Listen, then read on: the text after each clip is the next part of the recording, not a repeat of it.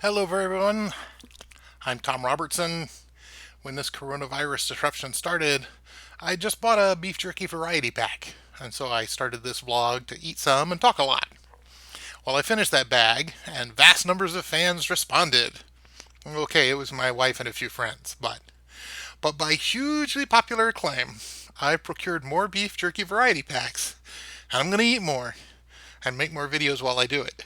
Why? Because it's stupid and silly and funny. Here it is, the 17th of April, and Mike DeWine, our Ohio governor, is making noises about opening things up.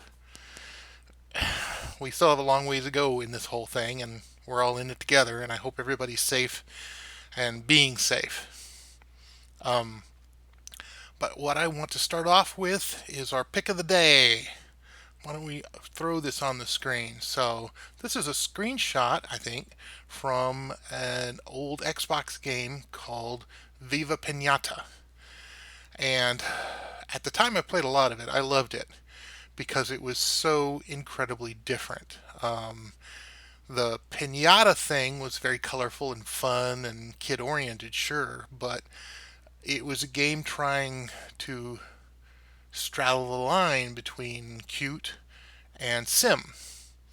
And specifically, it was about building just the right garden to attract lots of different creatures and have them live in your garden and eat each other. Not really, but yeah, really. Interestingly enough, it was quickly co opted into a children's television show. And I'm sure you can still find Viva Pinata episodes out there. And basically they took the bizarre dichotomy of the show that here are these creatures that you come from a Latin American heritage of hollow things that have the candy beaten out of them violently, and kind of embraced it wholeheartedly with lots of images of the creatures being shot out of cannons and exploding into candy. Um, which happens in the game too. Certainly, creatures can eat other creatures quite violently, and they explode into candy, which then other creatures scamper up and eat. So it's very, it's so weird if you think too hard about it. I didn't want to. I just thought it was a really different kind of sim game. So for me, as a very deconstructionist game designer, I've always carried around the definition in my head that a sim game is is sim is short for systems. And so you have this system where you have interacting and interlocking parts. Um, I always felt that the key to the fun of a sim, but also the key to understanding whether you really had a sim in your hands or not, was that it, you did not have as much fun building the system, building the roller coaster, building the city, building whatever, as you did tweaking the existing system, making sure the roller coaster was just perfect, making sure that the city services covered everything, make sure, yeah, that kind of thing. The tweaking, the adjustment is what makes you lose track of time and look up and, oh my gosh, it's 3 a.m. I've been playing this game all night. Um, Generally, I really enjoy those kind of games. And there's had there was nothing like Viva Pinata, and there has been nothing like Viva Pinata since. And as far as I know, it's a sessile brand. It's nobody's doing anything with it, and a Viva Pinata product hasn't come out in a long time. Um, which is a bit of a shame because it's bright, colorful, cheerful surrealism is frankly evergreen as far as I'm concerned. But at any rate, I really enjoyed it, and I look at it under the hood. It's a systems game, a sim game, and I really enjoy those. All right, let's go on to the main topic here, which is beef jerky. And as you know, if you've been watching this, I got a new supply of beef jerky from several different so-called craft jerky brands. How pompous is that? And speaking of pompous, there's nothing more pompous in my bag than Righteous Felon Craft Jerky. In fact, this particular flavor is called Habanero Escobar because it's not silly enough. On the back, actually, there's a whole little story kind of giving the game away about how it's silly and it's really just some guys from New Jersey and they've never been a felon a day in their lives, but they're trying to make um, outrageous, packaging for their hopefully bold beef jerky. So I'm game. Let's give this habanero Escobar a try. Got my soda, got my crackers, so I'm as uh, well prepared as I can be for the hot. I don't particularly enjoy the hot as much as some people. I'm not crazy about hot stuff, but you know, I'll take one for the team, which is you. Don't forget it. Okay. Smells like beef jerky. Let's see. Got a piece. Got a big piece here. All right. Let's give this a try.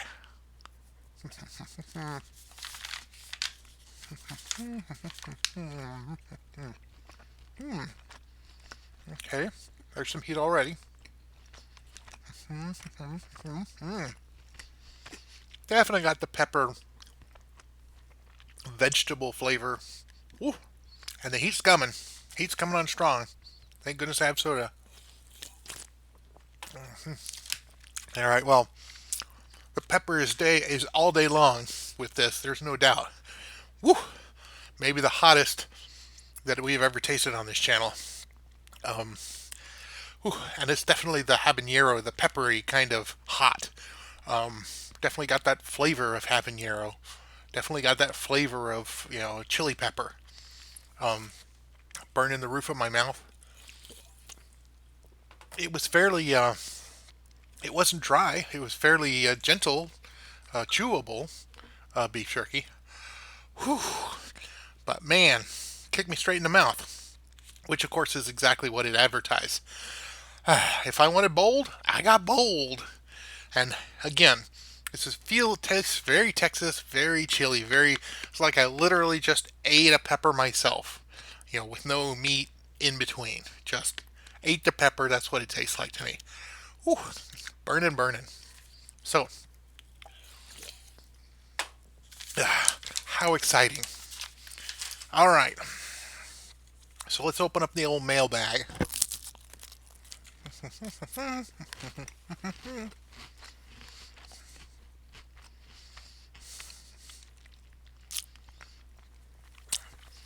So a guy called Murchuruk writes on Facebook, "Hey Tom, just wondering if you're still working on Artemis 3.0. I am.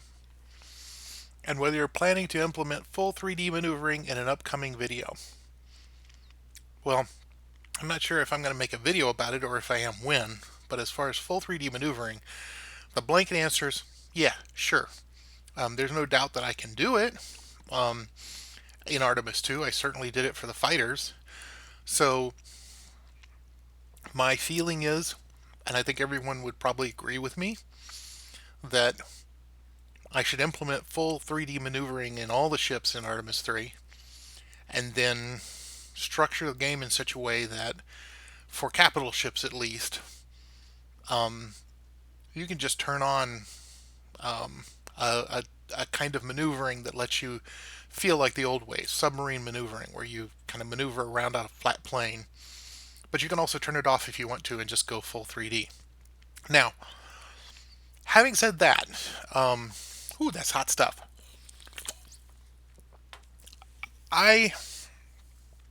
I have never ever wanted a capital ship in my game to be played yank and bank. Early on, I implemented joysticks for the helm because everybody wanted it, everybody demanded it. But my original vision was more like, the Star Trek TOS and the Star Trek Next Generation vision of how to control a starship, which is buttons on a flat panel. Um, that was what I was thinking of. Slow, ponderous capital ships steering towards each other. Quickly turning, but slowly as the torpedoes got closer and closer and closer. That was my vision of the game. So, yanking and banking and barrel rolling your way out of trouble in a in a in a ship with 300 people aboard. That's not Artemis' vision. So I'm not necessarily going to provide that kind of feeling, that kind of sensation. I want the ponderousness of the ships to a certain degree. Um, but yeah, the bottom line is that full 3D maneuvering, sure, I'll give it to you because it's not. Once I start out that way, it's not hard. But I guarantee you that when it works, you might have to turn off or choose uh, to do the more traditional 2D feeling maneuvering or going to full 3D. Because I don't want people to fire up the game for the first time, they've never seen Artemis before, and they immediately grab the joystick and start bashing it around. That's not what Artemis is about. Okay, and Mircha Ruck also says that he's also making beef jerky at his house, um, but he makes it for himself and his family, and that's just fine. That's just fine. I hope it's tasty. I hope it pleases everybody. Let's look again at the YouTube comments from the video last time. And Adam Para posts a couple things for me. He says, "Thanks for sharing your experience at Interplay. I'm sorry it wasn't pleasant. I thought a place that made games for gamers by gamers would be a better place to work at." Yeah, you would think.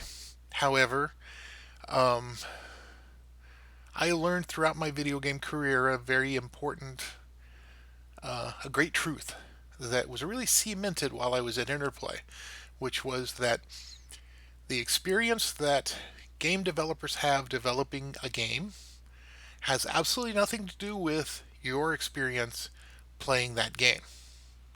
You can have the most fun and see the most incredibly cool, awesome game that just is a joy, and you will completely miss the years of suffering that game developers went to with it. Alternatively, you may think very, very poorly of a game and think it's really dumb and awful and completely miss how much fun the developers had making it. It's just two completely different things. There's absolutely no connection between the two. You'd think it'd be weird. You would think everybody having fun would make a better game. Ain't necessarily so, from my experience. Um, Adam also says, "Oh my God, hot garlic." Yes, that was hot. The last video with the hot garlic was hot. Not as hot as habanero Escobar, I gotta tell you. Mostly, I think, because the habanero is really, really prevalent in the craft stuff that I just ate. Whew, still burning. Um, and somebody anonymous says, "Awesome content, bro." Well, thank you, bro. I appreciate it. Keep watching. So, my final impression of righteous felon habanero Escobar all natural beef jerky is that it's probably the boldest thing I've tasted so far. It's very hot. It's very hot pepper. Very, very straight up pepper. It's almost like the pepper is primary and the jerky is secondary to me. Having said that, the jerky was not dry or thin. It was very edible. Um, so, good job. And I'll be back next week. Oh, sorry, did I say next week? I meant, yes, tomorrow or whenever, with another bag of jerky. Um, and I hope you guys watch it. Thanks for watching today. Bye bye.